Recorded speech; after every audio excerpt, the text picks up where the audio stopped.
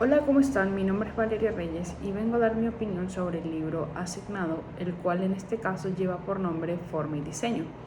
Para comprender la obra tenemos que entender la mente detrás de ella. En este caso es el arquitecto Luis Isadoro Kahn. Nace el 20 de febrero de 1901 en el seno de una humilde familia judía que emigró a los Estados Unidos en 1905. Empezó sus estudios de arquitectura en el año 1920 en la Escuela de Bellas Artes de la Universidad de Pensilvania, Filadelfia, de donde egresó en el año 1924. Fue profesor en distintas universidades de Estados Unidos y recibió numerosas distinciones y honores por su importante labor en la rama de la arquitectura. Entre sus obras destacadas se encuentra la Galería de Arte ubicada en la Universidad de Yale, el Instituto Biológico Salk y el Museo de Arte Kimball. Kahn forma parte de un caso único en la historia arquitectónica del siglo XX. No solo es la figura crucial de la transición de la arquitectura norteamericana en los años 50, sino de todo el panorama internacional, en su evolución de la tradición del movimiento moderno a la llamada situación postmoderna. Finalmente, y dejando huella en la historia arquitectónica, muere de un ataque repentino al corazón en las estaciones del subterráneo de Manhattan en el año 1974.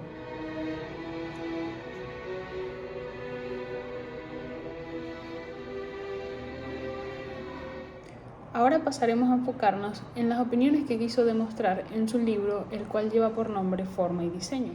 Este libro comienza con la incertidumbre de un joven arquitecto, el cual se realiza la más común de las preguntas en el transcurso que podemos llegar a hacernos en el transcurso de nuestra vida. ¿Por qué lo posible en mi mente no lo creo posible en este mundo? Esto se responde con las limitaciones físicas que se generan en nuestros pensamientos, sentimientos y sueños. Así como responde Kahn, la primera línea en el papel ya es una limitación.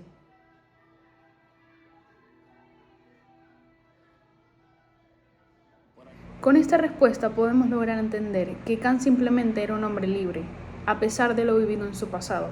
Gracias al video Mi arquitecto, el viaje de un hijo, pude lograr entender que él únicamente se llevaba por los sentimientos en lugar de lo que decían los libros, permitiéndose llegar a un equilibrio entre dos de sus pasiones, como lo era el arte y la arquitectura. Muchas personas se preguntan por qué no hay 50, 60 o 100 edificios de este gran arquitecto. ¿Por qué llegó a ser tan reconocido en esa época y tiene tan pocas obras a su nombre? Como nombró su amigo Leo Minpin, 3 o 4 obras destacadas es más importante que 50 edificios a tu nombre. Kahn siempre buscaba calidad, no cantidad. La imaginación y los sueños siempre han sido uno de esos planos existenciales que todos conocemos y poseemos grupalmente. Pero su esencia como tal llega a ser tan única e irrepetible como el individuo mismo. Considero que la creatividad es uno de los talentos más codiciados y celados a lo largo del tiempo, ya que es personalmente la materialización de algo real y comprobable que proviene del espacio más incierto y abstracto de nuestras mentes. Cada persona es un mundo, y después de leer este libro no podría relacionarme más con dicha frase. La arquitectura debe llevar el elemento del tiempo, frase que siempre estaba presente en él. Kahn nos enseña que es necesario volver a los cimientos de la actividad estable del hombre. De esta manera el diseño se muestra fiel a la forma, adaptándose al usuario o los usuarios que pasarán por ella al pasar de los años. En este sentido, Kahn ve la forma como la parte más importante y decisiva de cualquier proyecto. Esto no niega la existencia del diseño personal, pero se asegura que el uso de esta es lo que lo vuelve un diseño realidad. La forma es el qué y el diseño es el cómo. Así se refiere de la manera más clara y sencilla a todo el proceso de diseñar, siempre teniendo en cuenta que el término diseñar es solo un acto circunstancial que nos sumará límites realistas a los cuales tendremos que amoldar nuestra idea. La manera en que este arquitecto describe el proyecto es tomando en cuenta la imagen como un medio comunicante que es fiel a la forma, donde el valor de un arquitecto dependerá más de su capacidad para entender la idea de casa que su habilidad para diseñar una casa, comunicando así que este espacio debe ser capaz de adaptarse a las circunstancias a lo largo del tiempo y que no por eso perderá su esencia inicial, pues todo aquello mensurable, las emociones y las fantasías, no tienen medida ni lenguaje. Al final, Kant era un artista y además un arquitecto. Buscó darle una combinación equilibrada a estas dos ramas, mediante soluciones que permitían darle la libertad que una de ellas permitía trabajar y la estructura y normas que la segunda obligaba a hacer.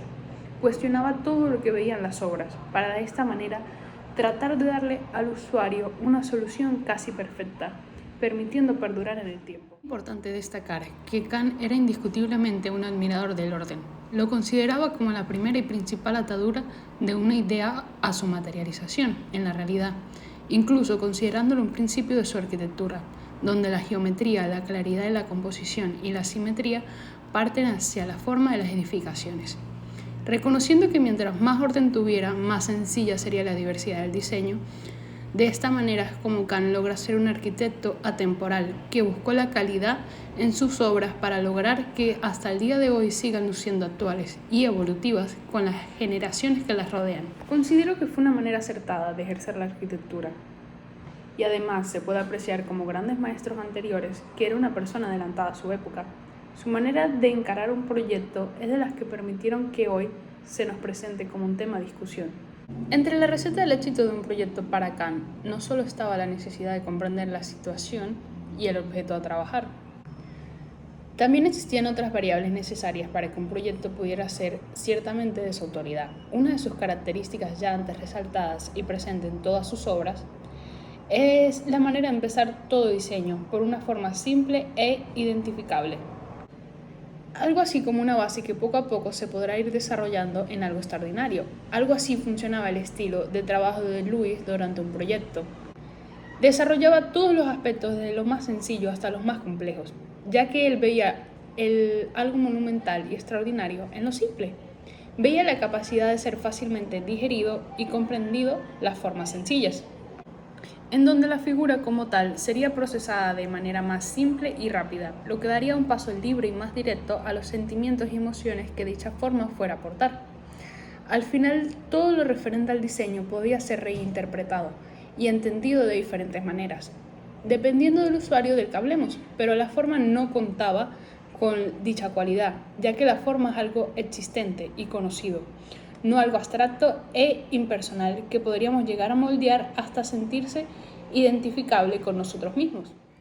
Algo así como dice Luis al final del capítulo 1 del libro antes mencionado, el diseño final difiere del primero, pero la forma se mantiene. Entre esos pasos necesarios para que una obra fuera de Kant, no podemos negar que otro de los aspectos que más destacaban para darle sentido a la forma era la utilización de la luz natural, la cual se volvía no solo característica, sino hasta esencial al momento de plantear sus obras. Parece ser que para Louis la arquitectura se trataba de una composición de elementos simples, que se reaccionan juntos y que conforman un todo a través de su reflejo de luz, una idea bastante entendible e identificable en el ámbito arquitectónico, ya que todo diseño debe partir de un principio simple y fácil de ejecutar, lleno de ideas abstractas que todos puedan percibir. Y la manera más simple de explicarlo es a través de las sensaciones que él mismo podría causar. Se trata de un proceso creativo donde lo espiritual y lo físico toman un sentido personal propio en una realidad totalmente comprobable. Lo que nos lleva a la siguiente interrogante: ¿estos métodos son válidos para un proyecto arquitectónico o son solo una ficción intencionada de Kant para validar su obra? Kant, como un filósofo, fue capaz de lograr poesía con sus obras, buscando métodos de relación con las personas y la necesidad de hacer sentir viva su espiritualidad. Y como arquitecto, logró el asegurar la transmisión de todas esas sensaciones a lo largo del tiempo, con un espacio físico de origen intangible, logrando una medida de comunicación perdurable a lo que conoceríamos como la esencia. Una situación que creo que puede relacionarse perfectamente con Heidegger, ya que el tiempo se vuelve fundamentalmente para entender el espacio arquitectónico,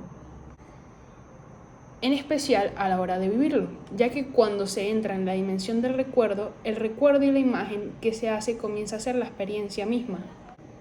Y esta experiencia puede ser parte de un contexto válido de proyecto arquitectónico donde el sentir predomina y donde no existen parámetros que restrinjan el desarrollo de un proyecto a través de los sentidos que satisfacen las necesidades de quien de verdad lo habita, es decir, el ser.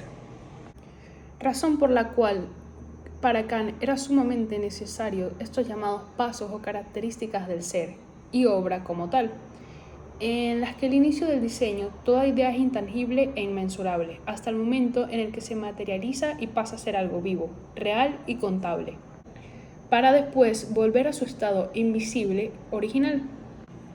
Kant lo describe mejor en su libro, como un gran edificio debe comenzar con lo inconmensurable, luego someterse a medios mensurables cuando se halla en la etapa de diseño y al final debe ser nuevamente inconmensurable, haciendo énfasis en que al final de toda idea o proyecto se debe volver a sus cimientos, a los sentimientos y emociones que originaron dicha idea en un principio. A pesar que existen justificaciones que no son tan aceptadas o válidas en la actualidad, los métodos de Kant implican la naturaleza y principios de la arquitectura de fácil entendimiento y comprobación, haciendo que incluso los más ajenos a la creencia de la existencia de los sentimientos y emociones en las obras arquitectónicas no puedan negar la imponencia y efectividad que tiene la lógica detrás de su forma y orden. Ya que, como él dice, el orden, hacedor de toda existencia, no tiene voluntad de ser.